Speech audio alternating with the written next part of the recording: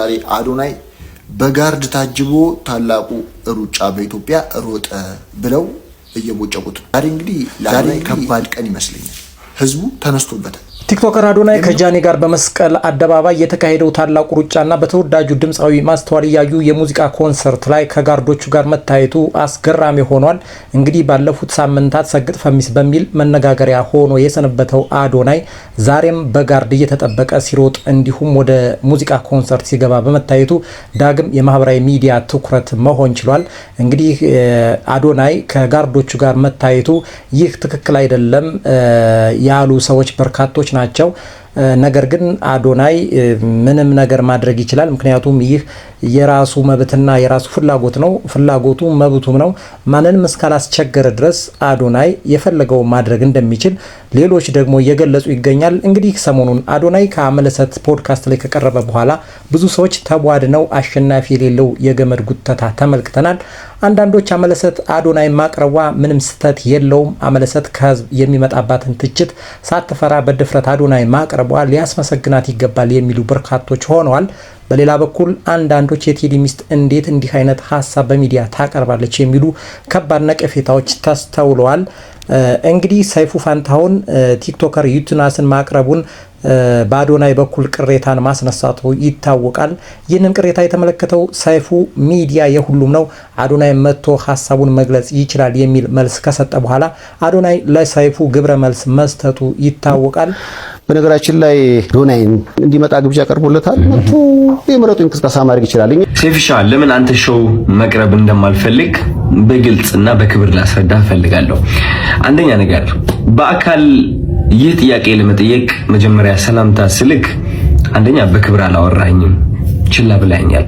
አንተ ሚዲያ ላይ ለምን መቅረብ እንደማልፈልግ ታውቃለህ። እንድቀርብ ስጠይቅህ ንቀት አሳይተኛል፣ እይታህ የንቀት ነው የሚል ተንቀሳቃሽ ቪዲዮ ካሰራጭ በኋላ እንደገና ጉዳዩ ተቀጣጥሎ እንደ አዲስ በሰይፉና በአዶናይ መካከል በአዶናይ ደጋፊዎች መካከል ገመድ ጉተታዎች ታይተዋል።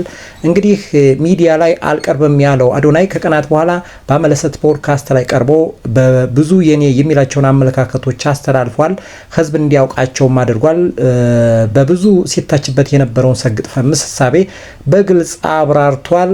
አዶናይ ሰግጥ ፈምስን ካብራራው በኋላ በፊት ብዥታ የነበረባቸው ሰዎች ሳይቀር የነበራቸውን እምነትና ቅሬታ ቀይረው ደጋፊ ሆነው ተመልክተናል። እንግዲህ ይህ ሁሉ መረጃ የወጣው አመለሰት አዶናይን ካቀረበችው በኋላ ሰይፉ ፋንታሁን ከቴዲ ጋር ስለተጣላ ነው የሚሉ እሳቤዎች ሁላ ሲራመዱ ተስተውሏል። እንግዲህ ይህን ተከትሎ በሰይፉና በቴዲ መካከል አንዳንድ አለመግባባቶች እንዳሉ ጭምር ያየንበትና እንግዲህ ምን ያክል እውነት ነው የሚለው በሌላ መረጃ የሚጣራ ሆኖ ነገር ግን ብዙ የቲክቶክ ቪዲዮዎች ኮንተንት ክሬተሮች በሰይፉና በቴዲ መካከል ልዩነቶች አሉ። የሚያሳየውም አዶናይ ሰይፉ ፋንታሁን ሚዲያ ላይ አላቀርበው ሲል አመለሰት ማቅረቧ በቴዲና በሰይፉ መካከል ቅሬታ እንዳለና ልዩነት እንዳለ የሚያሳይ ነው የሚል ድምዳሜ ላይ እንዳለ አይተናል። እንግዲህ ሰግጥ ፈምስ በሚለው የአዶናይ ሐሳቤ ታዋቂ ሰዎች ሳይቀሩ ሀሳባቸውን እያጋሩ ነው። ከነዚህ ሰዎች መካከል ፓስተር ቸሬ ስለ ሰግጥ ፈምስ ሐሳቤ አዶናይን ደግፎ የሚከተለውን ሀሳብ አጋርቷል። ፓስተር ቸሬ ያለውን የተናገረውን በሰግጥ ፈምስ ላይ የተናገረውን ያለውን ሰምተን እንመለስ። እንግዲህ አንድ መሰገጥ ደስ የሚል ነገር የለም። ብራዘር ፋራ ያለኝ ሰውዬ እኮ ሲጋራ ስላቆምኩ ሰግጥ ፈምስ ሐሳቤ ትውልድ ገዳይ ነው ካሉ ሰዎች መካከል ደግሞ እንዲሁም ነቀፌታ ካላቸው ሰዎች መካከል ደግሞ የሚከተለውን ጋብዘናችሁ እንመለስ። አልሰግጥም አልደድብም። እንግዲህ ሰግጥ ፈምስ የሚለው ጽንሰ ሐሳብ ለክርክር ክፍት ቢሆንም ፓስተር ቸሬ በገለጸበት መንገድ ከሆነ ግን እኔን ጨምሮ ብዙዎች ይስማማሉ ብዬ አስባለሁ። እንግዲህ ሰገጤ የሚለው ሐሳቤ እኛ ሀገር ላይ ብዙ ሰዎች የሚጠቀሙት ብዙ ቦታ ላይ የሚደመጥ ቃል ሆኖ እናገኘዋለን። የማይጠጡ፣ የማይቅሙ፣ የማያጨሱ፣ ሴት የማያተራምሱ ሰዎች በተለይ ወጣቶች ለዘመናት የዚህ ቃል ተሸካሚ ሆነው አይተናል፣ ተመልክተናል። ይህ ቃል በሰዎች የዕለት ከዕለት ህይወት ጋር አሉታዊ ተጽዕኖ ሲያደርስ ቆይቷል። ሰዎች ዓላማቸውን እንዳያሳኩ ከባድ ተጽዕኖ ማድረሱም እናስታውሳለን። ይሄ የማይጠጡ፣ የማይቅሙ፣ የማያጨሱ፣ ሴት የማያተራምሱ ወጣቶች ፋራ ሰገጤ ይባሉ እንደነበር የቅርብ ትዝታ ነው። ነገር ግን ፓስተር ቸሬ እንዳለው እርድና የሚለካው ሱሰኛ በመሆን ሴሰኛ በመሆን ቃሚ በመሆን ጠጭ በመሆን ሴቶችን በማተራመስ ናይት ክለብ በመሄድ የወንድ ገንዘብ በመብላት በትዳር ላይ በመማገጥ በሚስት ወይም በባል ላይ በመደረብ የሚገለጽ አይደለም በሚል አብራርቶታል። ነገር ግን በተቃራኒው ከላይ የተዘረዘሩትን ነገሮች የማያደርግ ሰገጤ ፋራ ይባል እንደነበር የቅርብ ትዝታ እንደሆነ ብዙዎቻችን እናስታውሳለን። እንግዲህ ፓስተር ቸሬ እንዳለው ሰገጤ ማለት ዓላማውን ለማሳካት ጨክኖ እስከ መጨረሻው የሚሄድ መሆኑን ያስረዳበት መንገድ ትክክል ነው ብዬ አስባለሁ። አሳካዋለሁ አደርገዋለሁ ብለን ለተነሳንበት ነገር ስግጥ ብለን ህልማችንን መኖር ፋራና ሰገጤ የሚያስብል ሳይሆን እርድና መሆኑን ፓስተር ቸሬ በደንብ አብራርቶታል። ነገር ግን አንዳንድ ሰዎች በተለይ ቲክቶክ መንደር ላይ ስግጥ ፍምስ የሚለውን እሳቤ አዶናይ ከተናገረው ውጭ ወስደውት ላልተገባ ነገር ሲጠቀሙበት አስተውለናል። እነዚህ ሰዎች ስግጥ ፍምስ የሚለውን የአዶናይን ጽንሰ ሐሳብ ማስተላለፍ ከተፈለገው አውድ ውጭ ኮንተንት መስራታቸው ሰዎች የቃሉን ትርጉም በተዛባ መንገድ እንዲረዱት ያደረገ ይመስለኛል። በዚህ ሐሳቤ ሰግጥ የሚለው አገላለጽ ትክክልና ሁሉም ሰው ሊተገብረው የሚገባ ጽንሰ ሐሳብ ነው ብዬ አስባለሁ እና ሁሉም ሰው ሰግጦ ምድር ላይ ማሳካት የሚፈልገውን ስኬት ማድረግ ይችላል ብዬ አስባለሁ።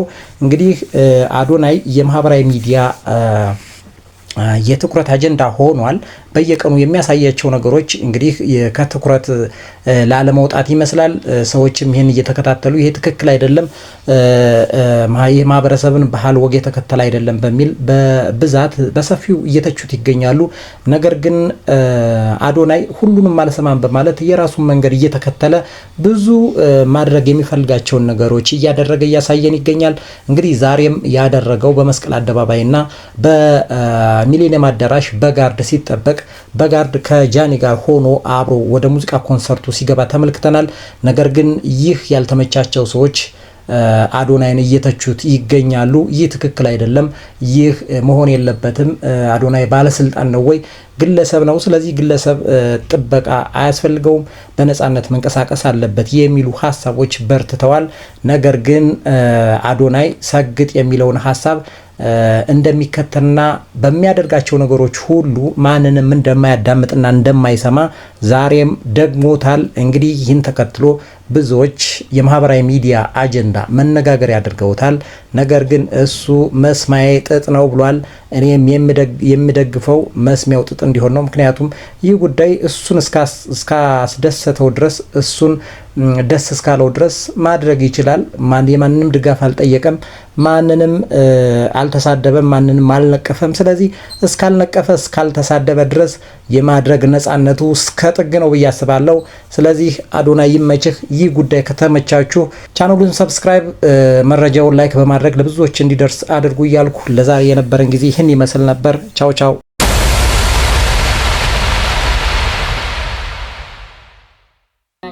ኑሮ ላይ ሰግጥ፣ ካንተ ውጪ ማንም የለህም። ትዳር ላይ ሰግጥ፣ መፋታቱ አይጠቅምህም።